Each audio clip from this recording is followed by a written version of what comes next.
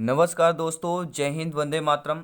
दोस्तों, इस वीडियो में बात करने वाले हैं आप सभी भावी अध्यापक अध्यापिकाओं का वेलकम, अभिनंदन है दोस्तों शिक्षक भर्ती के चैनल पर, जायसवाल कोचिंग सेंटर पर। दोस्तों, मैं आपके साथ जायसवाल सर। दोस्तों, मैथ्स पेडागोजी की बात करेंगे, गणित शिक्षा शास्त्र की बात करेंगे। 15 महत्वपूर्ण बेस्ट प्रश्न रहने वाले हैं इस क्लास में। आपकी क्लास नंबर 19 है, 19वीं क्लास है। आई होप आप सभी क्लासेज ज्वाइन कर रहे होंगे। किसी कारण की वजह से अगर आपने क्लासेज नहीं ज्वाइन कर पाया है तो इस वीडियो को देखने के बाद आई बटन पे लिंक आएगा और प्ले लिस्ट में जाके आप देख सकते हैं सभी क्लासेज आपके सिलेबस, आपके एग्जाम पैटर्न पर, जो सिलेक्शन के लिए बहुत ही इंपॉर्टेंट है। तो चलिए दोस्तों, शुरू करते हैं। पावर्ड बाई शिक्षा ही प्रकाश है। जय हिंद है, वंदे मातरम है दोस्तों। सभी लोग मेरे भावी अध्यापक अध्यापिकाएं शिक्षिकाएं हैं दोस्तों, सभी का वेलकम, अभिनंदन है आपके अपने शिक्षक भर्ती के चैनल पर। पहला प्रश्न आ चुका है इस क्लास का कि गणित के बेहतर होने के लिए एक व्यक्ति आवश्यकता है। दोस्तों, गणित में व्यक्ति के लिए जो बेहतर होना है, कोई भी व्यक्ति है, बालक बालिका है, उसको गणित में बेहतर होना है तो उस व्यक्ति के लिए क्या क्या आवश्यकता होती है।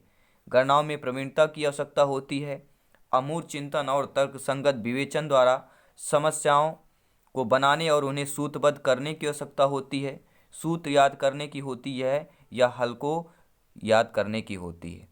तो गणित में बेहतर होना है तो किसी व्यक्ति के लिए गणनाओं में प्रवीणता सबसे उपयुक्त होनी चाहिए। जी हाँ, ठीक है। क्या है? अमूर्त चिंतन और तर्क संगत विवेचन द्वारा समस्याओं को बनाने और उन्हें सूत्रबद्ध करना, ठीक है, ये बेहतर नहीं हो सकता। लेकिन जो पेडागोजी ये कहती जो सबसे बेस्ट ऑप्शन हो, तो गणित में बेहतर होने के लिए व्यक्ति में आवश्यकता यह है कि उसे गणनाओं में प्रवीणता होनी चाहिए। जब कोई व्यक्ति गणनाओं में प्रवीणता होगी तो वह अमूर्त चिंतन और तर्क संगत विवेचन कर सकता है। अगला प्रश्न देख लेते हैं, क्या दिया गया प्रश्न लाजवाब है। गणित की प्रकृति एवं संरचना में निम्नलिखित में से विशेषता नहीं है। देखिए दोस्तों, जो गणित की प्रकृति और संरचना होती है उसमें विशेषता नहीं, यानी कि निगेटिव प्रश्न आ गया। वैसे ज़्यादातर पहले प्रश्न पूछा जाता था कि गणित की प्रकृति एवं संरचना में विशेषता है, लेकिन इसमें पूछा गया विशेषता नहीं है। ठीक है। देखिए दोस्तों, गणित की विषय वस्तु में सामंजस्यता, देखिए विशेषता पूछा गया, हमें विशेषता वाले टॉपिक और विशेषता वाले लाइन पर हमें ध्यान देना है। गणित की सभी शाखाओं का मूल आधार समुच्चय सिद्धांत है। गणित की भाषा सांकेतिक है, सभी लोग जानते हैं गणित की भाषा सांकेतिक होती है। गणित के निष्कर्ष निश्चित एवं तर्क संगत होते हैं। तो सभी लोग बताइए यहाँ पे क्या होने वाला है, राइट आंसर क्या होने वाला है। गणित की प्रकृति एवं संरचना में निम्नलिखित विशेषता नहीं है।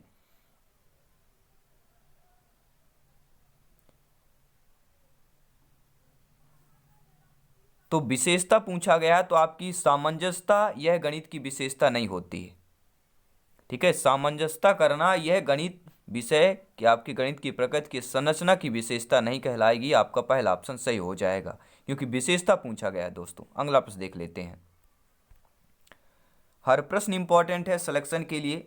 गणित विषय में होने वाली संक्रियाएं, गणनाएं एवं सिद्धांतों का अध्ययन यथार्थ में किस प्रकार की प्रक्रियाएं होती है।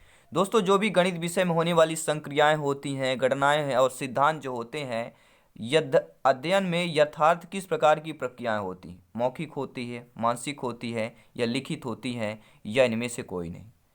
तो सभी लोग जानते हैं दोस्तों, जो आपके गणित में संक्रियाएं, गणनाएं, सिद्धांत होती हैं, यह मुख्यतः आपके मानसिक रूप से होती हैं। ठीक है, पहला ऑप्शन सही हो जाएगा। अगला प्रश्न देख लेते हैं। मेरे सभी प्यारे मित्र वीडियो को लाइक कर देंगे, शेयर कर देंगे, सब्सक्राइब कर लेंगे। दोस्तों, मेरा जो भोजन है, मेरी जो आत्मा है, मेरा जो प्रोटीन है, वह आप लोगों का लाइक और सब्सक्राइब है। तो प्रोटीन देते रहिए। जब प्रोटीन देंगे तो भैया क्लासेज बेहतरीन आएंगी, प्रश्न बेहतरीन आएंगे, क्योंकि सिलेक्शन सर्वोपरि है।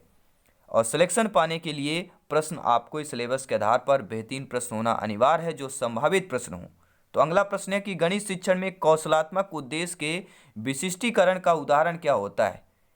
मेरे सभी प्यारे मित्र, गणित शिक्षण में कौशलात्मक उद्देश्य के विशिष्टीकरण का उदाहरण गणना करना, निष्कर्ष निकालना, गणितीय आकृतियां बनाना। तो जब भी कौशलात्मक की बात कर दिया गया तो गणितीय आकृति बनाना सबसे बेस्ट ऑप्शन होगा। तीसरा ऑप्शन आप लोगों का सही हो जाएगा।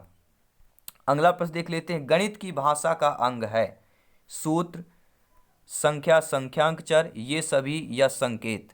तो गणित की भाषा के जो अंग माने जाते हैं, आपका सूत्र भी है, संख्या, संख्यांक चर भी है और संकेत भी है। तो उपरोक्त सभी हो जाएगा, फोर्थ ऑप्शन सही हो जाएगा कि गणित की भाषा के अंग ये तीनों हो जाएंगे। अगला प्रश्न देख लेते हैं क्या दिया गया दोस्तों। हर प्रश्न इंपॉर्टेंट है। गणितीय भाषा का महत्व है जोड़ में, घटाव में, गुणा में। तो सभी लोग जानते हैं जो गणित की भाषा है उसके जोड़, घटाव, गुणा, भाग हैं। जैसे आपके हिंदी में रस, छंद, अलंकार होते हैं दोस्तों, व्याकरण महत्वपूर्ण है, वैसे ही गणित भाषा की व्याकरण जोड़, घटाना और गुणा, भाग है। यानी कि उपरोक्त सभी ये गणित भाषा के स्वरूप हो जाएंगे। अगला प्रश्न क्या दिया गया आइए देख लेते हैं। प्रश्न इंपॉर्टेंट है, यह ध्यानपूर्वक देखिएगा। गणितीय शिक्षण में गणितीय भाषा संबंधी समझ के विकास हेतु आवश्यक है। जो गणित शिक्षण में गणितीय भाषा संबंधी समझ के विकास हेतु आवश्यक होता है। गणित की क्रियाओं को क्रमबद्ध रूप से समझना, विभिन्न दशाओं में गणितीय समस्याओं को समझना, प्रत्ययों को संकेतों में प्रकट करने को समझना, या उपरोक्त सभी। तो मेरे प्यारे मित्र, मेरे सभी भावी अध्यापक अध्यापिकाएं, आप सभी को नमन है और इस प्रश्न का उत्तर होगा कि गणित शिक्षण में गणितीय भाषा संबंधी समझ के विकास हेतु आवश्यक है कि गणित की क्रियाओं में क्रमबद्ध रूप से समझना भी होना चाहिए, विभिन्न दशाओं में गणितीय समस्याओं को भी समझना होगा और आपके प्रत्ययों को संकेतों में प्रकट करने को भी समझना, यानी उपरोक्त सभी हो जाएगा। अगला प्रश्न देखेंगे क्या दिया गया है। गणित शिक्षण में गणित की भाषा का प्रमुख गुण होता है। तो गणित शिक्षण में गणित ही भाषा का जो प्रमुख गुण होता है शुद्धता के रूप में होता है, यथार्थता में, सक्षमता में, उपरोक्त सभी। तो आपका उपरोक्त सभी ऑप्शन सही हो जाएगा। ठीक है, वैसे शुद्धता में होता है लेकिन यहाँ पे आपके अदर ऑप्शन भी सही दिए हुए हैं। अगला प्रश्न देखिए। गणित विज्ञान का प्रवेश द्वार एवं कुंजी है। बार बार टीटी एग्जाम में पूछा जाता है, इसलिए हम ये कंबाइंड किया गया है।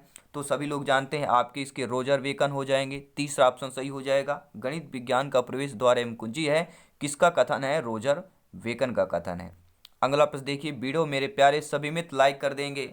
जी हाँ दोस्तों, बच्चों में गणित की भाषा का विकास करने के लिए गणित जो है शिक्षक में निम्न में से क्या गुण होना चाहिए? अगर आप लोग अध्यापक अध्यापिका पद पर नियुक्त होते हैं और गणित के शिक्षक अध्यापक बनते हैं तो आप ये बताइए कि बच्चों में गणित भाषा का विकास करने के लिए आप शिक्षकों में किस गुण का विकास होना चाहिए? गणित उपकरणों का प्रयोग करने में आप में क्षमता होनी चाहिए, गणित कक्षा का संचालन की योग्यता करने में आप में क्षमता होनी चाहिए, योग्यता की, और विभिन्न शिक्षण विधियों का ज्ञान आप में होना चाहिए। तो दोस्तों, अगर आप गणित शिक्षण हैं और बच्चों में गणित की भाषा का विकास करना चाहते हैं तो आपको ये सभी बातें जो हैं ये होना चाहिए। ठीक है, क्या? गणित उपकरणों में प्रयोग करने की क्षमता होनी चाहिए, गणित कक्षा संचालन की योग्यता होनी चाहिए और विभिन्न शिक्षण विधियों का ज्ञान भी होना चाहिए। मेरे प्यारे मित्र, वीडियो अच्छा लगा हो लाइक शेयर करें, छोटा सा फीडबैक प्यारा सा कमेंट बॉक्स में जरूर बताएं कि आप लोग इस 15 में से कितना यहाँ पे स्कोर कर रहे हैं। ठीक है, डेली क्लासेस चलती है। अगला प्रश्न देखिए। गणित की भाषा एवं प्रकृति अन्य विषयों की अपेक्षा क्या होती है? अधिक कमजोर, अधिक लचीली, अधिक सुदृढ़ होती है। तो सभी लोग जानते हैं कि जो हमारी गणित की भाषा और प्रकृति होती है अन्य विषयों की अपेक्षा अधिक सुदृढ़ होती है। तीसरा ऑप्शन सही हो जाएगा। कई बार क्वेश्चन रिपीट हुआ है क्योंकि यह बार बार प्रश्न आपके टीटी एग्जाम में पूछा जाता है। जो प्रश्न पूछे जाते हैं बहुत ज़्यादा इंपॉर्टेंट है, उन प्रश्नों को रिपीट भी किया जाता है। ठीक है, क्योंकि वो प्रश्न आपके रिमाइंड में आते रहें। तो गणित की भाषा का महत्व किसमें होता है?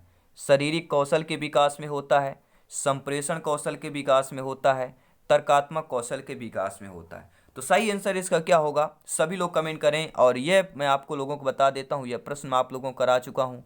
तो होमवर्क मॉक टेस्ट आप समझ सकते हैं इस प्रश्न को, आपके लिए होमवर्क मॉक टेस्ट है। ठीक है, तो मॉक टेस्ट है आपके लिए होमवर्क में। तो सभी लोग बताइए, अगर आप डेली क्लासेज मेरी देख रहे हैं तो इसका आंसर बहुत ही आसानी से आप लोग दे सकते हैं कि गणित की भाषा का महत्व शारीरिक कौशल के विकास में होगा, संप्रेषण कौशल के विकास में होगा, तर्कात्मक कौशल के विकास में होगा, या फर्स्ट एवं तीसरा सही है। तो आप लोगों को इसका कमेंट बॉक्स में आंसर देना है। ठीक है, चलिए अगला प्रश्न देख लेते हैं। अगला प्रश्न क्या पूछा जा रहा है?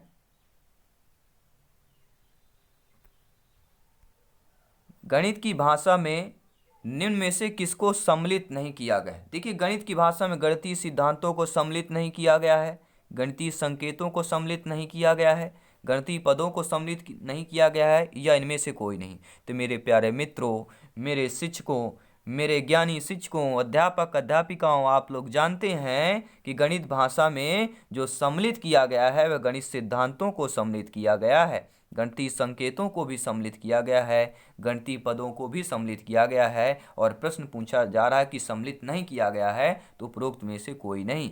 फोर्थ ऑप्शन आप लोगों का सही हो जाएगा। अगला प्रश्न देख लेते हैं क्या दिया गया है। 2 प्रश्न और रह गए इस क्लास में। हर प्रश्न इंपॉर्टेंट है क्योंकि सिलेक्शन सर्वोपरि है। राष्ट्र हित में शिक्षा की बात करते हैं। जय हिंद, वंदे मातरम है। नोट्स, पीडीएफ फाइल सब कुछ टेलीग्राम में अपलोड कर दी जाती है। जितने मेरे भाई बहन अभी नए जुड़ चुके हैं वो जाएं उसमें, ठीक है। आपको ऑप्शन पे जाना, क्लिक करेंगे ग्रुप पे, वहां पे आपको फाइल में जाए, क्लिक करिए, जितनी भी पीडीएफ फाइल आप सब कुछ आपको वहां पे मटेरियल मिल जाएगा, ठीक है। डाउनलोड वहां पे कर सकते हैं। अगला प्रश्न है, कौन से विकल्प में गणित की भाषा की झलक आपको दिख रही है। यह प्रश्न भी रिपीट हुआ है क्योंकि ऐसा प्रश्न एक आएगा, इस टाइप का प्रश्न एक आता ही आता है। तो आपके किस विकल्प में गणित की भाषा की झलक दिख रही है। राम सीता जा रहे हैं, श्याम हापुड़ जा रहा है, मोहन, ठीक है, सड़क पर चल रहा है, यात्रा के दौरान मीरा 10 किलोमीटर की दूरी पैदल चल रही है, श्याम और दोनों भाई हैं, ठीक है। भाई हैं तो यहाँ पे गणित का तो संपर्क नहीं है, ठीक है। यहाँ पे तो आपके संवेग आ गए, लेकिन यहाँ पे हम बात करेंगे किलोमीटर और दूरी का, जहाँ पे दिया गया है इसमें गणित भाषा की आपको झलक दिख रही है। तीसरा ऑप्शन सही हो जाएगा। अगला प्रश्न देख लेते हैं क्या दिया गया है। गणित में प्रश्नों को हल करते समय आंकड़ों की शुद्धता बनाए रखने के लिए हल को क्या लिखा जाता है। ये भी रिपीट हुआ प्रश्न क्योंकि ये टीटी एग्जाम में बहुत बार पूछा गया है। चाहे सी टेट की बात करूँ, यूपी टेट की बात करूँ, रीट एग्जाम की बात करूँ, संविदा शिक्षक की बात करूँ, सभी में प्रश्न दोस्तों पूछा जा चुका है, ठीक है। इसलिए रिपीट किया गया है दोबारा भी, ठीक है। तो कौन सा हो जाएगा, सभी लोग जानते हैं क्या होगा।